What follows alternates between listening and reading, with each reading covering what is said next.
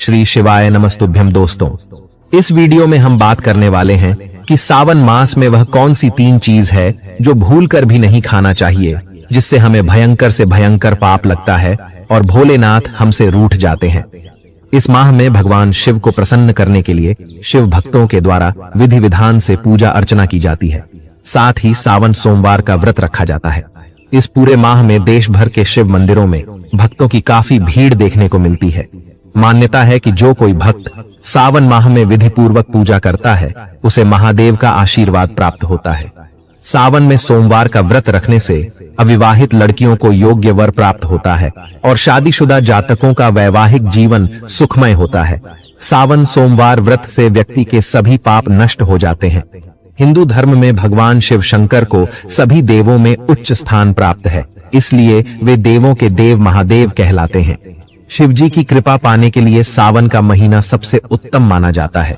ऐसे में इस माह आप उनकी पसंदीदा चीजें अर्पित करके शिव शंभू की कृपा पा सकते हैं। दोस्तों, ऐसे में हम जानते हैं सावन के इस पवित्र महीने में कौन सी गलती नहीं करनी चाहिए जिससे कि शिव नाराज ना हो। और सावन व्रत में यह फल तो कभी मत खाना, नहीं तो भगवान भोले बाबा आपसे क्रोधित हो सकते हैं, आपका व्रत टूट सकता है। आइए जानते हैं कुछ ऐसी सावधानियां जिसे भूलकर भी नहीं करना चाहिए। दोस्तों, नंबर 1, शास्त्रों में कहा गया है कि व्रतधारी को उधार मांगकर फल आदि नहीं खाने चाहिए। इससे पाप लगता है और व्रत अधूरा रह जाता है। सोमवार का व्रत हो या कोई भी व्रत क्यों ना हो, पड़ोसियों से मांगकर भी व्रत आदि में फल वगैरह नहीं खाने चाहिए। व्रत में उधार मांगकर खाने से व्यक्ति का व्रत झूठा हो जाता है। ईश्वर की शरण में आने पर व्यक्ति को झूठ नहीं बोलना चाहिए, कर्ज नहीं लेना चाहिए, चुगली आदि नहीं करनी चाहिए, उधार मांगकर भी नहीं खाना चाहिए। अगर आपको कोई अपनी मर्जी से खाने के लिए व्रत में कुछ देता है तो उसे आप खा सकते हैं, लेकिन व्रत में कम से कम उधार मांगकर फल आदि नहीं खाना चाहिए। इससे पाप लगता है और व्यक्ति की पवित्रता भंग हो जाती है।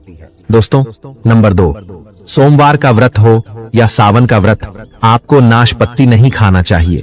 दरअसल इस फल का नाम नाश यानी नाश करने वाला होता है, इसलिए इस फल को व्रत में नहीं खाना चाहिए। व्रत आदि को छोड़कर किसी और दिन आप कभी भी खा सकते हैं, लेकिन अगर जिस दिन आपका व्रत हो उस दिन नाशपाती का सेवन नहीं करना चाहिए। भगवान को भी नाशपत्ती नहीं चढ़ना चाहिए। नंबर 3, कुत्तू का आटा खाने से भी आपका व्रत टूट सकता है। आपको बता दें, लंबे समय से रखा हुआ आटा आपका व्रत भंग कर सकता है। दरअसल पुराने आटे में घुन आदि कीड़े वगैरह पड़ जाते हैं जो ठीक तरह से दिखाई भी नहीं देते। ऐसा आटा खाने पर दरअसल आप मांस का सेवन करते हैं और व्रत में कीड़े खाना घोर पाप के बराबर माना गया है और आपका व्रत भी भंग हो जाता है। व्रत में ताजा आटा खाना चाहिए। लंबे समय से रखे हुए आटे में कीड़े पड़ जाते हैं, ऐसा कभी ना करें। व्रत हमेशा शुद्धता में ही रखना चाहिए। दोस्तों, सावन का महीना बड़ा ही पवित्र महीना माना गया है, इसीलिए यह 5 चीजें भगवान शंकर के पास कभी ना रखें। तो चलिए जानते हैं उन 5 चीजों के बारे में। नंबर 1, जहां रखा हो शिवलिंग या महादेव की कोई भी प्रतिमा तो वहां पर भूलकर भी चप्पल जूते लेकर नहीं जाना चाहिए। जरा सोचिए, जब आपके कमरे में कोई चप्पल लेकर प्रवेश करता है तो आपको कितना क्रोध आता है। इसी कारण महादेव भी आपसे नाराज हो जाते हैं और आपको मिलने वाला फल नष्ट हो जाता है। ऐसे में मंदिर में नंगे पांव ही प्रवेश करना चाहिए, क्योंकि चमड़े की चप्पल हमेशा अशुद्ध रहती है। इससे देव शक्ति नाराज होती है। नंबर 2, अक्सर महिलाओं को मासिक धर्म आ जाता है और वो बिना किसी को बताए पूजा पाठ कर लेती है, जो कि शास्त्रों में वर्जित माना गया है। इस समय महिलाओं को जानकर भी अनजान नहीं बनना चाहिए। अगर आपको मासिक पीड़ा है तो घर के बने मंदिर में या बाहर बने मंदिर में कभी प्रवेश नहीं करना चाहिए। इससे देव शक्तियां नाराज होकर आपसे क्रोधित हो सकती है। ऐसे समय में शिवलिंग को छूना घोर पाप के बराबर माना गया है। जरा सोचिए, ऐसी अवस्था में जब महिला को बुरा लगता है तो ईश्वर को कितना बुरा लगेगा। इसीलिए महिलाओं को ऐसी अवस्था में मंदिर यात्रा, घर में पूजा पाठ, भगवान की प्रतिमा को छूना या तुलसी में पानी भी नहीं डालना चाहिए। तुलसी का पौधा भी सूख जाता है। जब देव शक्तियां नाराज होती हैं तो लाजमी है कि घर में कंगाली और गरीबी, लड़ाई झगड़े होने लगते हैं। ऐसा कभी मत करना। नंबर 3, शास्त्रों में बताया गया है कि जहां शिवलिंग होता है वहां पर सभी शक्तियां सक्रिय रहती हैं। अगर घर में होता है शिवलिंग तो वह व्यक्ति महादेव की कृपा सदैव पा लेता है। वास्तुशास्त्र के अनुसार शिवलिंग से हर वक्त ऊर्जा का संचार होता रहता है, इसीलिए शिवलिंग पर जलधारा हमेशा होनी चाहिए, जो ऊर्जा को शांत रखता है। कुछ लोग अपने घर में शिवलिंग तो रख लेते हैं, लेकिन वह 1 हफ्ते के बाद जल चढ़ाते हैं, जो कि बिल्कुल भी अच्छा नहीं माना जाता। अगर आप जल नहीं चढ़ा सकते तो आप अपने घर में शिवलिंग स्थापित कभी ना करें, जो कि गरुड़ पुराण में बताया गया है। इससे उल्टा घर में विनाश होता है। नंबर 4, शास्त्रों में बताया गया है कि तुलसी और महादेव का बैर माना गया है। इसी कारण तुलसी में शिवलिंग और गणेश की प्रतिमा को नहीं रखा जाता।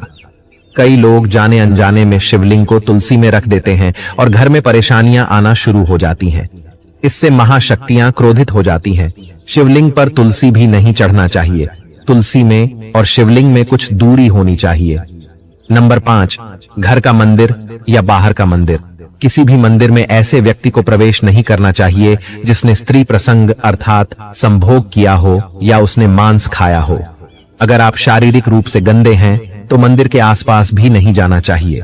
घर के बने मंदिर में कोई कपड़ा आदि डाल देना चाहिए। जरा आप ही सोचिए, क्या आप मांस खाकर या स्त्री के साथ शारीरिक संबंध बनाकर भगवान के पास जाएंगे और क्या वह आपसे प्रसन्न होंगे? बिल्कुल भी नहीं। वह आपसे क्रोधित हो सकते हैं और आपसे नाराज हो जाएंगे। शास्त्रों में इसे घोर पाप माना गया है। इससे व्यक्ति नरक में जाता है। ऐसा दुष्ट स्वभाव मनुष्य की बर्बादी का कारण माना गया है। ऐसा ना करें। ईश्वर के सामने हमेशा नहा धोकर मन पवित्र लेकर ही जाना चाहिए। इससे सभी शक्तियां आपसे प्रसन्न रहती हैं। दोस्तों, सावन के महीने में महादेव को ऐसे बेलपत्र कभी मत चढ़ना, बहुत ही अशुभ माना जाता है। दोस्तों, पौराणिक मान्यताओं के अनुसार बेलपत्र चढ़ाने से शिव जी का मस्तक शीतल रहता है। बेलपत्र से भगवान शिव की पूजा करने से दरिद्रता दूर होती है और व्यक्ति सौभाग्यशाली बनता है। इससे हनुमान जी भी प्रसन्न होते हैं, क्योंकि वे शिव के ही अवतार हैं और इस बात को शायद ही कोई जानता हो। दोस्तों, पहले आप यह जानें कि बेलपत्र का उपयोग और इसके लाभ कैसे मिलते हैं। नंबर 1, तीनों लोकों में जितने तीर्थ स्थल प्रसिद्ध हैं, वे सभी तीर्थ स्थल बेलपत्र के मूल भाग में स्थित माने जाते हैं। इस बात को शायद ही कोई जानता हो। नंबर 2, यदि बेल का वृक्ष घर के बीचों बीच या पूर्व दिशा में लगा हो तो घर में धन धान्य की कोई भी कमी नहीं रहती और परिजन खुशहाल रहते हैं। नंबर 3, जो व्यक्ति बेल के वृक्ष के मूल भाग की गंध पुष्प आदि से पूजा अर्चना करता है, उसे मृत्यु के पश्चात शिवलोक की प्राप्ति होती है। दोस्तों, हम बात करते हैं सावन सोमवार व्रत में क्या नहीं खाना चाहिए। तो देखिए दोस्तों, सावन व्रत में बेसन, मैदा, अनाज से परहेज किया जाता है। व्रत रखने से शरीर को डिटॉक्स करने में मदद मिलती है, इसलिए आपको इस दौरान मांस, मछली और अंडे का सेवन करने से भी बचना चाहिए। सावन व्रत में कुछ लोग सफेद नमक का सेवन नहीं करते। इसकी जगह आप सेंधा नमक खा सकते हैं।